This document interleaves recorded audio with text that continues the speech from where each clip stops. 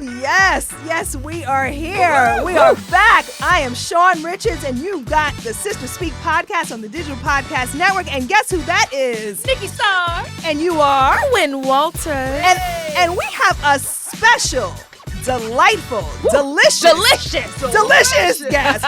Chef to celebrities, Chef Casey. Hey, how we doing, Caldwell. ladies? Yes, how we doing, ladies? Let's just get right into it. The history of food and soul food and history and health and all these different things. You are here. Could you just educate us just a little bit? I mean, we were talking earlier about the history of soul food, which is a lot of what we grew up on, right? Of course. The things that the feel good food that we grew up on. Whenever we think of family, we think of soul food, which is usually a bunch of fats and cheeses and salts and all this delicious stuff. And sugar. And sugar. Peach cobbler. And creams, right? Coconut. But we don't think about where that came from, you know. And originally, where it came from was in the times of slavery. The masters would give the slaves the scraps, you know, the worst parts of the pig, you know, the worst parts of the chicken, you know, the cheapest things, you know. Not necessarily the healthiest, but we've taken that and that's become our history, our food history. And think about how long ago slavery is, and still today that's family. That's what we think of automatically when we think of family. It's not just our people. It's not just black people who have adopted this or inherited it. It's the people that were in power back then as well from the South. Yeah. It's not just black food, and we stopped calling it soul food because it's been called Southern food. Okay, so there's this restaurant that is not too far from where we are right now, actually. Ooh, I know what you're talking about. And listen, they market themselves as a Southern, cafe, and this Southern restaurant, this Southern cuisine, right? You go in, and you're like, ooh, let me get the baked macaroni and cheese and the sweet potatoes and the brisket. Let me get those greens, cornbread muffin. When I tell you this is a microwave meal, you can tell the brisket was pre-sliced. It probably was in a little plastic bag, put it in a microwave, and then they slid it out the plastic bag onto your plate. Did you see us when you walked in to order? History. I did. No, History. Unfortunately, I did. We are in there working. Well, working. Black people are in there. Black people in there pushing 1 minute on the microwave. It was originally owned by black people, and then they have a new owner. Oh, okay. Who isn't black, but the workers are still black. Interesting. Terrible. But guess what? They can charge an arm and a leg because of that marketing. Yeah. It's nostalgia. You don't get Southern cuisine a lot, you know? So a lot of people who go there, they have no idea what to expect. You know, a lot of people that they're actually marketing to, they're not marketing to us because we know better. Yeah. We know soul food Yeah. because it's our soul. Yeah. But to everyone else, the Southern cuisine, oh, that sounds tasty, you know? And then they give you all this, and it's super disrespectful is what it is. Super expensive because they can. That's the thing in talking about the history of food and health. Why does everything people think have to be so expensive for it to be healthy? Right. Good question. Well, that's one thing that I also want to touch on is the fact that Please do. To take a life. Let me just clear this up. I cook vegan. I'm known for being a vegan chef, but I eat poultry and fish. I've never had pork or beef in my life.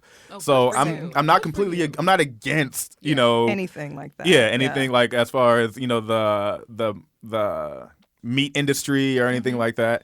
I get it. To take a life, to get the meat from something that was living is less expensive than something that came from the ground, from a plant.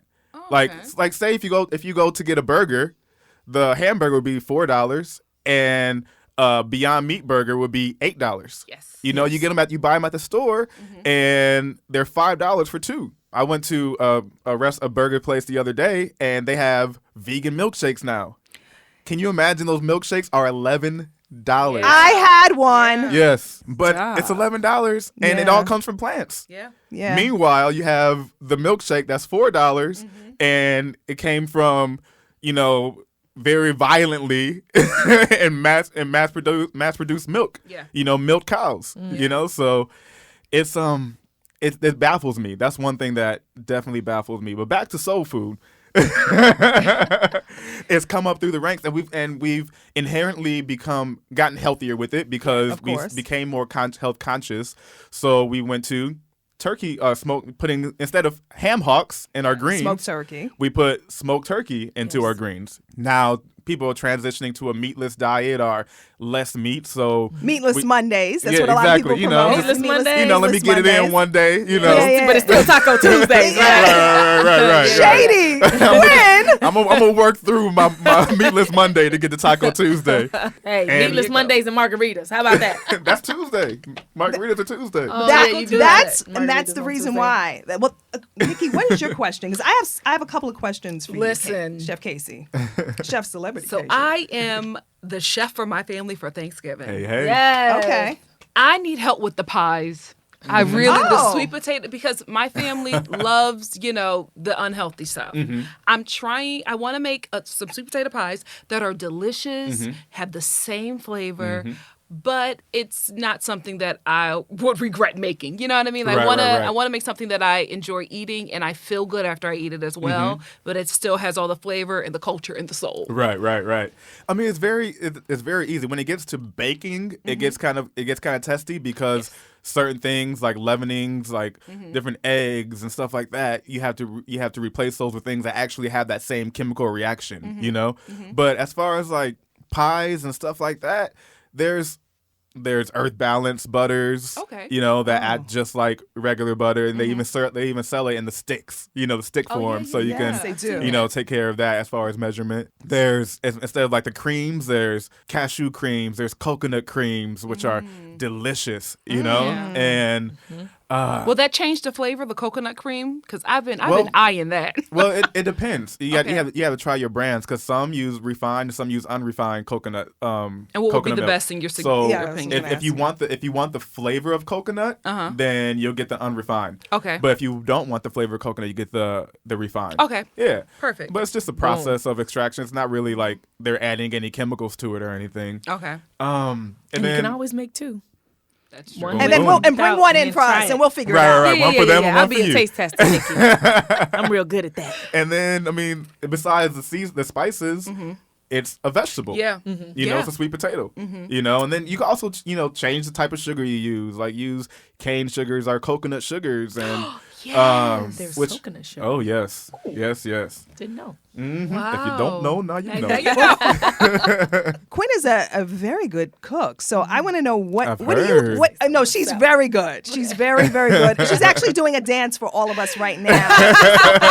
We can keep it going. Keep it going. Quinn, what do you? Because you guys are like meeting of the minds here. So Here's this the is thing. good. Yes, I'm like taking notes on everything that Chef Casey is saying. I love to cook, and I love to cook soul food. That's my thing. I'm just like Nikki. I'm the chef when it comes to Thanksgiving. My whole family comes to my house, and I make the dressing and the greens, sweet potatoes, baked macaroni and cheese, cornbread, you name it, the turkey, smoked this, that, whatever it is, I'm in it. Right. And I feel bad sometimes about the way that I'm cooking, because I am putting the salt and I am putting the sugar and I am going in and I'm making it taste good, and the vanilla and the butter. And but you're like, I've been good all year. Right. I've been good all year. Everybody needs to know alternatives. So how can I blend what I love to cook and make it delicious, but not put so much salt and sugar and keep it cost effective? It's using substitutes, which actually aren't really substitutes. They're just the real versions of what we're using. Like instead of using garlic salt, use garlic. Instead of using onion salt, throw some onions in there and let it cook. Simple. Just small things like that. We put so much salt in because the seasonings that we are using to season our food are very salt based. So if you look at the ingredients on the back of the label, the majority of like what's in it the most is the first thing. And it goes down. And it goes down from there. Yeah, it goes down from there. And the majority of the things that we eat, like Lawry's and stuff like that, the first ingredient is salt. Sodium. Yeah. That's essentially, Facts. it's just straight sodium. Facts. Yeah. So that's why even if you want different flavors like that. Mrs. Dash, they don't, there's no salt in there. Just different things like that. But I love the idea of like going to the grocery store and just like grabbing all the herbs, like grabbing the raw rosemary, grabbing the raw mint, grabbing the raw thyme. And it smells so much better when good. you're cooking The basil. it.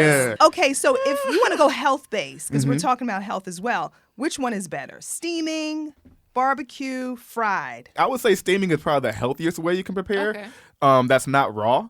Because like a lot of people like to boil their vegetables, which a lot of the nutrients are leached out into the water when you're boiling. And we're not going to sit and take that broccoli water and drink it. Yeah.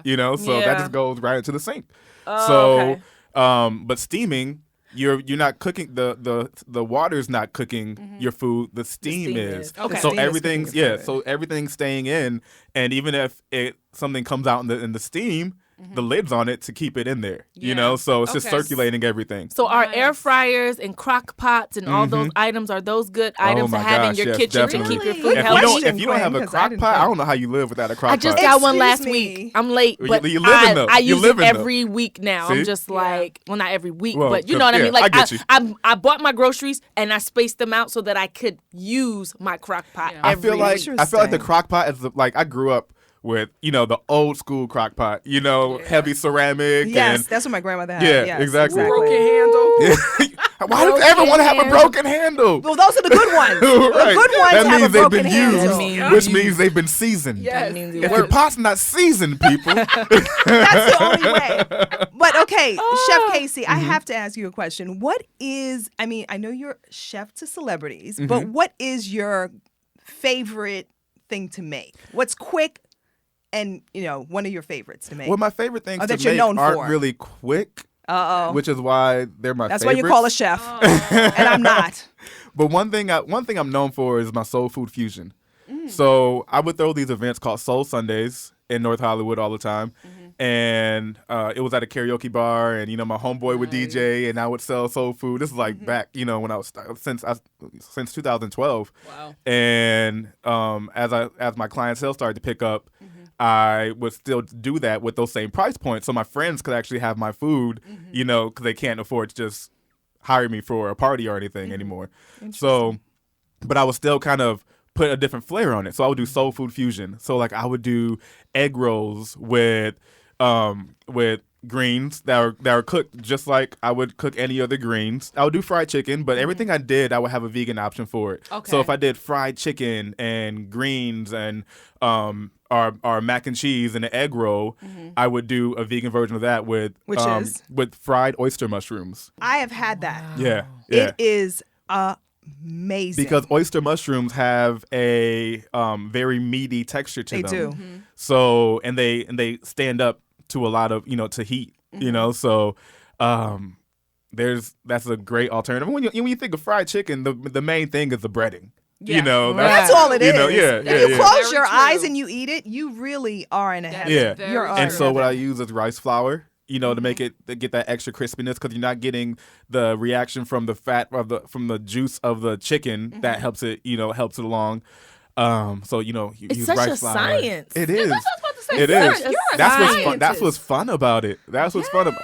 And you I was a clearly blurred. enjoy it. I was a black nerd growing up, so I was definitely a blurred. Okay, so my stomach is growling, and so I have another question All of for our you. That's what that Stomachs. is. And Okay. you heard it, right? You heard it. Marketing. Mm-hmm. Talk to me about marketing. Fast food, sweet and salty. All these different. It's savory and it's good for you and it's delicious. But the marketing works every time because Well- it leads me. This is a store. Well, we're always on the go. We're a nation on the go. Whether we're going to work or taking the kids here, taking the kids there, we're always moving. And so their job, the marketer's job, is to do the thinking for us. Because there's so many options out there. Yeah. There's so many options. You drive down the street and there's 4 different fast food restaurants on the same block. Yep. So we can't make a decision. So their job is to make the decision for us. And they play a very Salacious mind game on us. it's salacious. I like that. It's one of those TI words. Very salacious. Exponentially. Exponentially.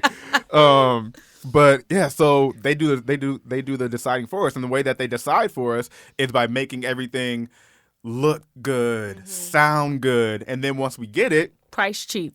price Hello. cheap, which in turn means made cheap, which in turn means not healthy for us. right. But with them making that decision for us, we taste it, and to keep us coming back, or to keep us doing other things, like you see salty or sweet.